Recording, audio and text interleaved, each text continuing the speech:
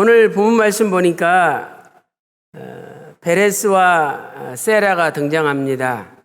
이 베레스와 세라 두 사람은 쌍둥이죠. 다말이라는 여자가 시아버지 유다와 관계를 해서 낳은 아들들이 베레스와 세라입니다.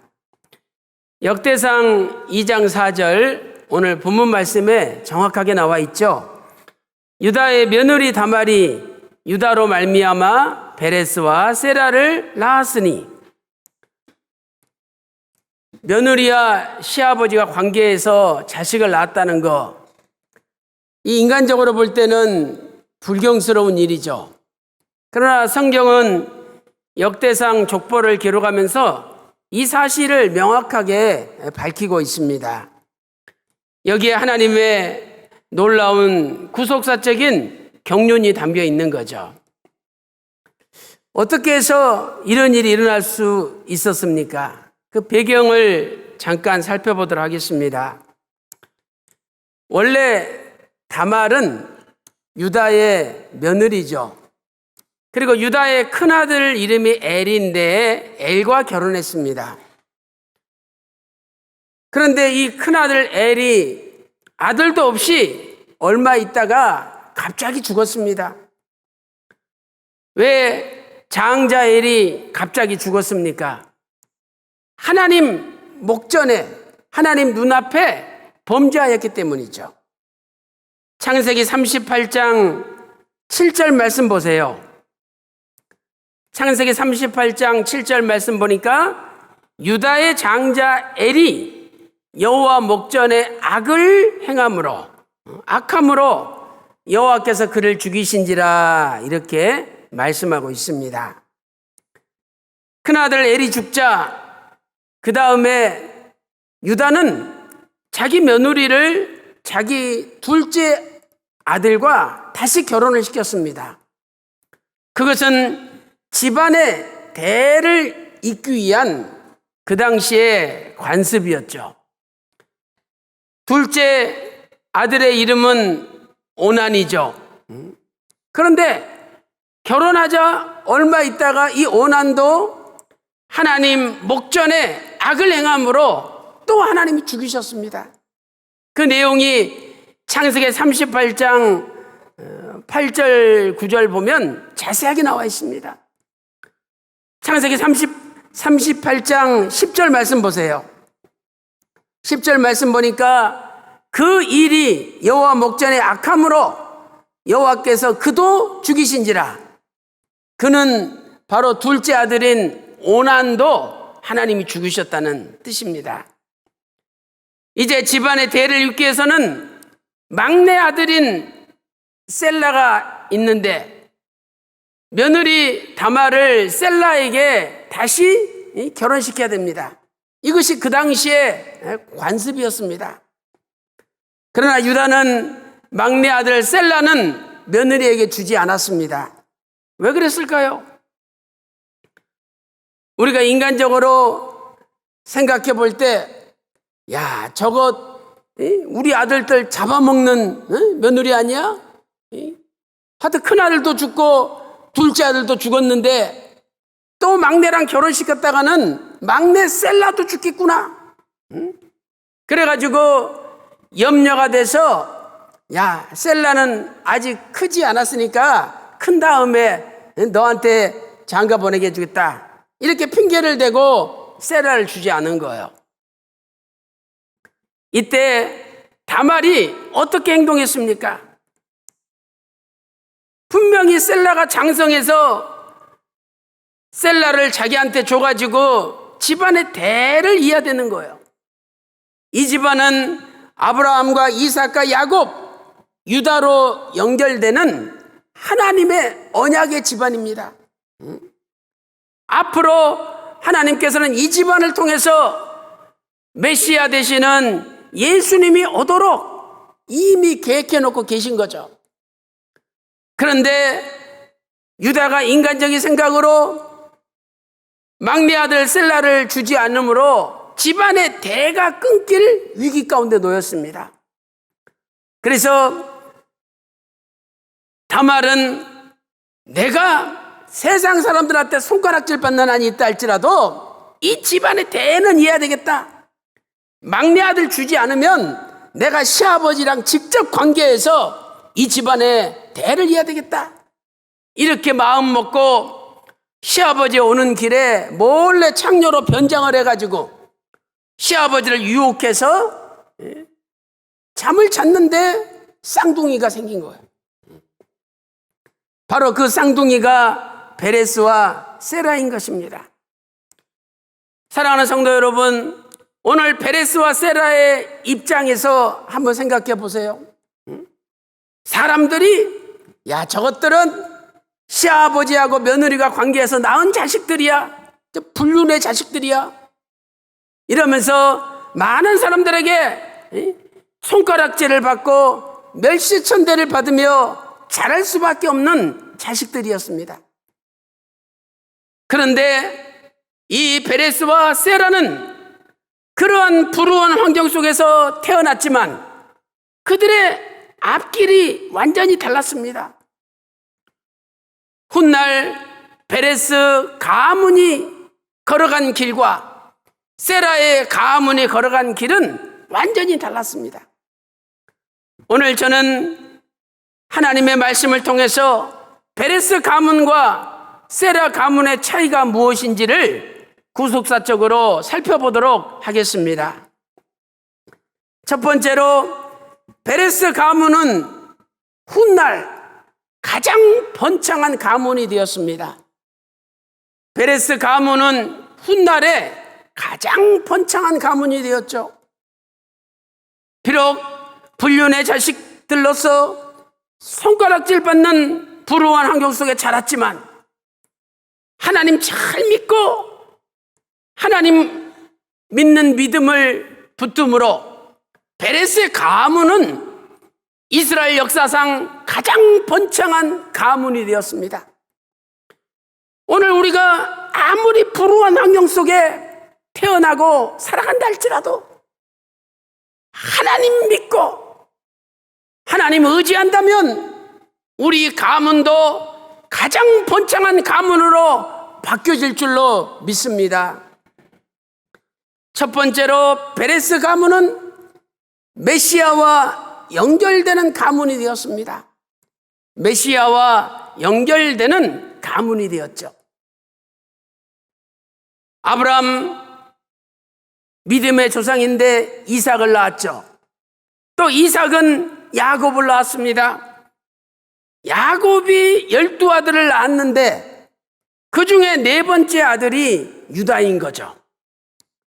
그런데 하나님께서는 메시아이신 예수님께서 12아들 12지파 가운데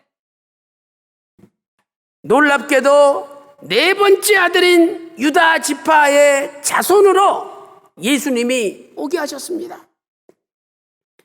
그리고 베레스는 유다의 큰아들로서 베레스 후손으로 예수님이 오신 거죠. 마태복음 1장 3절 4절 말씀 보세요.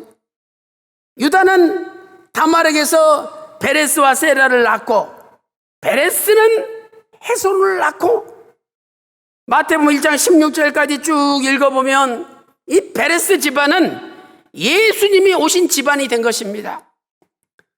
만약 우리 집안이 다시 오시는 예수님과 연결되는 집안, 다시 오시는 주님을 영접하는 집안이 된다면 얼마나 큰 축복이겠습니까? 두 번째로 베레스 가문은 자손들이 번성하는 가문이 되었습니다. 자손들이 번성하는 가문이 되었습니다. 오늘 우리 당대에 잘 믿고 하나님께 복을 받아 번성할 수 있습니다. 그러나 더 중요한 것은 내 자식도, 내 손자도, 내 증손자도, 아니 우리 가문이 주님 오시는 그날까지 세세무궁토록 잘 믿고 번성하는 가문이 된다면 그보다 더 큰 축복이 어디 있겠습니까? 바라오께는 전 세계 평강의 모든 권속들의 가문이 베레스 가문처럼 번성한 가문이 되시기를 소망합니다. 역대상 족보에는 수많은 이름들이 기록되어 있습니다. 자그마치 1159명의 이름이 역대상 1장부터 9장 족보에 기록되어 있습니다. 1159명. 근데 그 중에 가장 많은 부분이 베레스 가문, 또 베레스의 아들인 헤스론의 가문을 기록하고 있다는 사실입니다. 베레스의 아들이 헤스론이죠. 이 헤스론 가문에 대하여 역대상 2장 전체 2장 9절부터 55절까지, 역대상 2장 9절부터 55절까지 베레스 가문, 그의 큰아들인 헤스론 가문을 기록하고 있습니다. 영적 장자죠. 사랑하는 성도 여러분, 오늘 우리도 베레스의 가문처럼, 헤스론의 가문처럼 자자손손 번성하는 가문이 돼야 되죠. 베레스의 집안은 역대상 2장 9절부터 55절에 기록될 만큼 엄청나게 번성하는 집안이 되었습니다. 바라옵기는 평강의 모든 가정마다 베레스의 가문처럼 앞으로 생육하고 번성하여 하나님께 영광 돌리는 믿음의 집안이 다 되시기를 주님의 이름으로 축원합니다. 큰 두 번째, 세라의 가문은 훗날 불명예스러운 가문이 되었습니다. 세라의 가문은 불명예스러운 가문이 되었습니다. 베레스와 세라는 똑같이 세상 사람들이 볼 때는 불륜의 자식으로 손가락질 받으며 불우한 환경 속에서 자랄 수밖에 없었습니다. 그런데 먼 훗날 세라의 집안은 더욱 불명예스러운 집안으로 바뀌고 말았습니다. 이 미꾸라지 한 마리가 온 흙탕물을 만든다는 세상 말처럼 세라의 집안에 아간이 태어났습니다. 역대상 2장 6절 7절 말씀 보세요. 세라의 집안을 소개하면서 아갈이라고, 가르미의 아들 아갈이요라고 말씀하고 있는데, 이 아갈이 바로 여호수아에 나오는 아간이죠. 아간. 하나님의 물건을 도둑질한 대명사가 바로 아간입니다. 그러니 세라의 자손 중에 아간이 나왔으니 세라의 집안은 불명예스러운 대명사가 되고 말았던 것입니다. 아간은 어떤 사람이었습니까? 첫째로 아간은 여리고성을 점령할 때 하나님의 것을 도둑질하였습니다. 여호수아는 여리고성을 무너뜨린 다음에 여리고성의 물건은 하나도 손대지 말라, 이것은 하나님께 바쳐진 거라, 이렇게 명령했습니다. 그런데 아간이 하나님께 바쳐야 될 물건 가운데 몰래 훔친 것이죠. 여호수아 7장 1절 말씀 보세요. 여호수아 7장 1절에 아간이 바친 물건을 취하였습니다. 하나님께 이미 바쳐진 물건을 훔쳤다는 거죠. 훔친 물건이 무엇입니까? 여호수아 7장 21절 말씀 보니까 세 가지를 훔쳤습니다. 신할 땅에 아름다운 외투 한 벌, 은 200세겔, 그리고 금 한 덩어리, 50세겔 나가는 금 한 덩어리를 훔쳐가지고 숨겨놓은 겁니다. 아간의 뜻이 무엇입니까? 아간은 히브리어로 아칸인데 그것은 골치 아픈 이런 뜻입니다. 골치 아픈. 디모데후서 4장 11절 말씀 보니까 사도 바울이 마가는 나에게 유익하니라. 마가는 사도 바울에게 유익한 사람이었습니다. 그런데 아가는 반대로 그 당시에 골치 아픈 사람이에요. 사랑하는 성도 여러분, 오늘 저와 여러분도 하나님의 일에 유익한 사람이 돼야지, 하나님 일에 골치 아픈 사람이 되어서 사람들을 머리 아프게 하는 사람이 되어서는 안 되겠죠. 이대지 두 번째로, 하나님께서는 아간의 도둑질을 밝혀내셨습니다. 아간은 몰래 도둑질했지만 하나님께서 밝혀내셨습니다. 여리고성을 점령한 다음에 이스라엘 백성들이 아이성을 점령하기 위하여 3,000명의 군대가 동원됐습니다. 여리고성에 비해서 아이성은 조그맣죠. 능히 정복하고도 남음이 있습니다. 그런데 3,000명을 동원했는데 전쟁에 패배했어요. 여호수아가 너무너무 분통해서 하나님 앞에 엎드려 기도했더니 하나님께서 너희들이 전쟁에 패배한 이유는 하나님의 것을 훔쳤기 때문이다 알려주셨습니다. 그리고 누가 훔쳤는지 뽑으라고 말씀하셨죠. 유다 지파가 뽑혔습니다.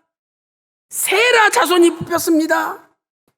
그리고 뽑고 또 뽑았더니 마침내 아간이 뽑힌 겁니다. 우리는 이것을 통해서 하나님의 것을 훔치면 반드시 밝혀진다는 것을 우리가 알 수가 있는 거죠. 여호수아 7장 24절 25절 말씀 보세요. 여호수아는 아간과 그 아들들과 딸들, 아간에 속한 모든 것을 아골 골짜기로 데리고 가서 돌로 쳐서 죽이고 불살랐습니다. 아니, 아간의 아들, 딸이 무슨 죄가 있습니까?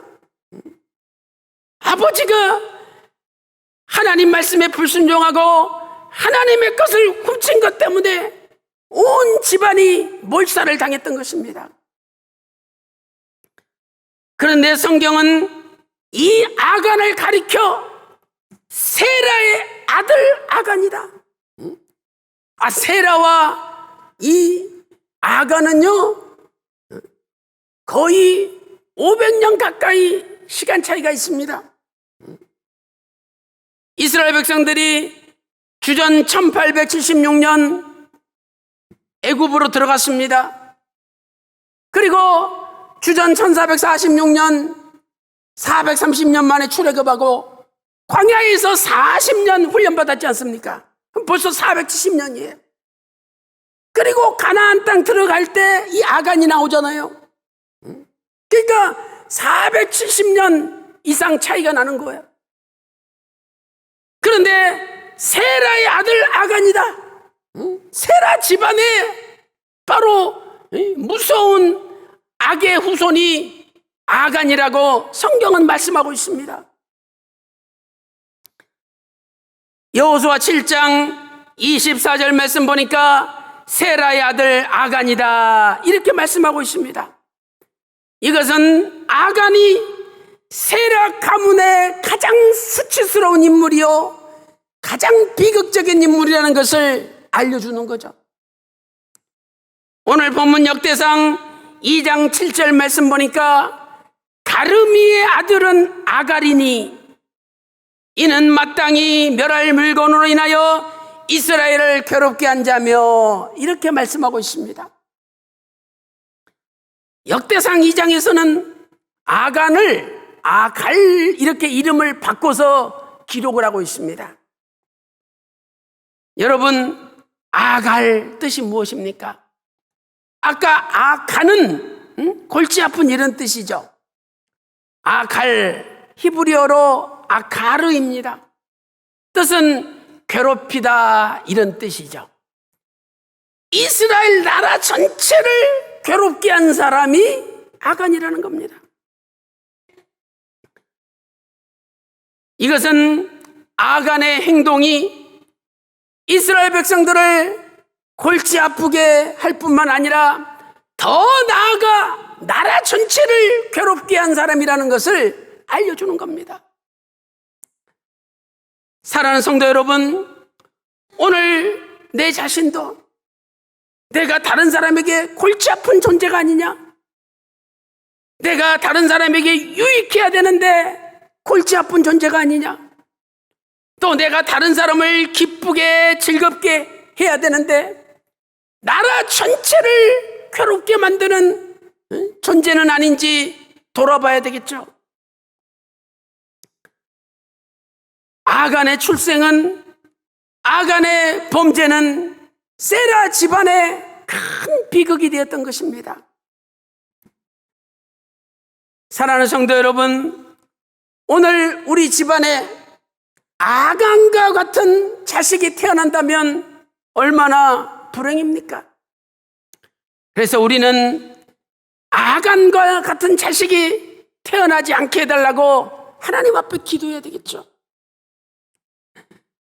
사랑하는 성도 여러분, 오늘 저와 여러분의 가문에서 집안을 더럽히는 자식이 태어나는 것이 아니라 오히려 내 집안을 빛내고 교회를 빛내고 대한민국을 빛내는 위대한 믿음의 자녀들이 탄생하여 변화받는 그날까지 하나님 인정받는 베레스처럼 하나님께 인정받는 가문으로 쓰임받으시기를 주님의 이름으로 축원합니다. 큰 세 번째, 베레스와 세라가 태어날 때 놀라운 하나님의 구속 경륜이 나타났습니다. 베레스와 세라가 태어날 때 놀라운 하나님의 구속 경륜이 나타났죠. 첫 번째로 베레스와 세라는 쌍둥이였습니다. 창세기 38장 27절, 임산하여 보니 쌍태라. 며느리가 다말이 시아버지 유다랑 관계했는데 쌍둥이가 태어난 거예요. 두 번째로 먼저 손을 내민 자는 세라였습니다. 쌍둥이인데 이 애가 산파가 보니까 손이 쑥 나와요. 그래서 거기다가 붉은 줄을 매준 거죠. 그런데 이 손이 쑥 들어가면서 그 빨간 줄을 맨 애가 먼저 태어난 게 아니라 다른 애가 먼저 나온 거예요. 창세기 38장 28절 말씀 보세요. 해산할 때 손이 나오는지라 산파가 가로되 이는 먼저 나온 자라 하고 홍사를 가져 그 손에 메었더니, 이렇게 말씀하고 있죠. 당연히 손이 먼저 나왔으니까 개가 먼저 나와야 되는데 그 홍사를 맸던 손이 쑥 들어가고 홍사가 메어지지 않은 다른 애가 먼저 나온 거예요. 하나님의 섭리죠. 창세기 38장 29절 상반절 말씀 보세요. 그 손을 도로 들이며 그 형제가 나오는지라. 이 형제는 베레스죠. 세 번째, 태어날 때 머리가 먼저 나온 사람은 베레스였습니다. 아이들이 태어날 때 머리가 먼저 나오잖아요. 그런데 머리가 먼저 나온 아이는 베레스였다는 거예요. 창세기 38장 29절 말씀 보세요. 그 손을 도로 들이며 그 형제가 나오는지라 산파가 그러되 네가 어찌하여 토치고 나오느냐. 한고로 그 이름을 베레스라 불렀고, 베레스는 태 속에서는 분명히 차자였죠. 손은 세라가 먼저 내밀었으니까. 그런데 머리를 먼저 내밀고 태 밖으로 먼저 나온 자는 베레스였다는 거예요. 그러니까 태 안에서는 차자였지만 태 바깥에서는 장자로 먼저 나온 겁니다. 그리고 이어서 붉은 줄을 맨 세라가 나중에 나왔죠. 창세기 38장 30절 말씀 보세요. 베레스의 형제 손에 홍사 있는 자가 뒤에 나오니 그 이름을 세라라 불렀더라. 이렇게 말씀하고 있습니다. 네 번째로 이 사건 속에는 하나님의 놀라운 섭리가 담겨 있는 거죠. 자, 첫 번째 섭리는 무엇입니까? 며느리 다말과 시아버지 유다가 딱 한 번 관계했는데 바로 애가 생겼다는 거예요. 그것도 한 명이 아니라 쌍둥이가 생겼다는 거죠. 이것은 유다의 행동이 인간적인 행동이 아니라 하나님의 언약의 집안의 대를 잇고자 하는 믿음에서 나온 것이라는 것을 알려줍니다. 그리고 이 사건은 하나님의 섭리 가운데 이루어졌다는 것을 알려주는 거죠. 창세기 38장 26절 보세요. 유다는 차악년 줄 알고 관계했는데 알고 보니까 자기 며느리야. 놀래가지고 다시는 다말을 가까이 하지 아니한지라. 그러면서 네가 나보다 옳구나 이렇게 고백하잖아요. 두 번째로 예수님께서 유다 자손으로, 그것도 베레스 자손으로 오셔야 되기 때문에 하나님께서는 베레스를 먼저 머리가 내밀고 바깥으로 나오게 역사하셨다는 겁니다. 하나님의 섭리는 베레스 우선으로 예수님이 오셔야 돼요. 그래서 비록 베레스가 태 안에서는 차자지만 머리를 먼저 내밀고 나올 수 있도록 하나님이 섭리하신 거죠. 우리는 이것을 통해서 어떤 상황 속에서도 결국에는 하나님께서 계획하신 작정대로 모든 일이 성취된다는 것을 알 수가 있습니다. 모든 것이 하나님의 작정대로 이루어지는 것이죠. 그래서 우리는 늘 하나님의 섭리와 하나님의 작정 앞에 겸손히 머리를 숙여야 됩니다. 인간이 아무리 똑똑해도 한치 앞을 알지 못합니다. 아니, 내가 이 차로, 이 차선으로 가다가 사고 날 거를 알았다면 누가 그 차선으로 가겠습니까? 한치 앞도 모르고 사고 당하는 거예요. 그러나 하나님은 이미 우리의 미래뿐만 아니라 전 인류의 앞으로 모든 세계의 미래를 다 알고 섭리하시는 분이에요. 그래서 우리는 하나님의 섭리 앞에 겸손하게 무릎 꿇고 아멘하고 순종할 때 그분에게 축복이 되는 겁니다. 베레스는 하나님의 섭리를 이루기 위하여 세라를 밀치고 먼저 머리를 내밀었습니다. 베레스가 먼저 머리를 내민 거 아닙니까? 뱃속에서 세라가 손이 나왔는데 쫙 당기고 손을 다시 당기고 자기가 머리 먼저 내밀고 나왔다는 거예요. 이것도 하나님의 섭리를 이룬 믿음의 발로죠.